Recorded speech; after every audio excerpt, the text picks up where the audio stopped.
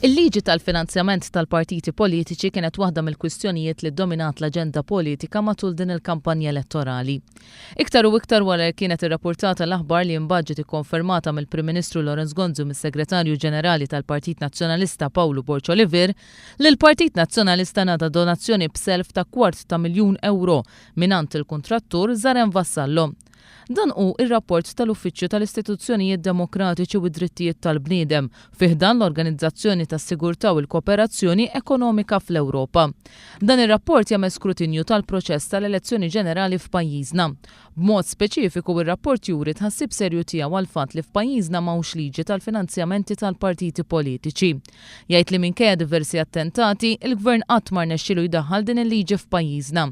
Ir-rapport tal-Uffiċċju tal-Istituzzjonijiet Demokratiċi u d-Drittijiet tal-Bniedem jirrimarka wkoll li bħalissa f'pajjiżna m'hemm l-ebda leġiżlazzjoni li tirregola s-sorsi u l-ammont tad-donazzjonijiet.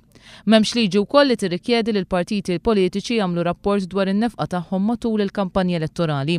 Ir-rapport isemmi wkoll li l-Greco li huwa grupp ta' pajjiżi tal-Kunsill tal-Ewropa kontra l-korruzzjoni fl-2009 kien irrimarka li pajjiżna għandu nuqqas ta' mekkaniżmi li jippromovu trasparenza. Matul il-kampanja elettorali l-Viċi Kap tal-Partit Nazzjonalista Simon Busuttil kien qal li l-liġi tal-finanzjament tal-partiti ma ddaħlitx għaliex fi kliemu il-gvern fl-aħħar sena ma kellux maġġoranza.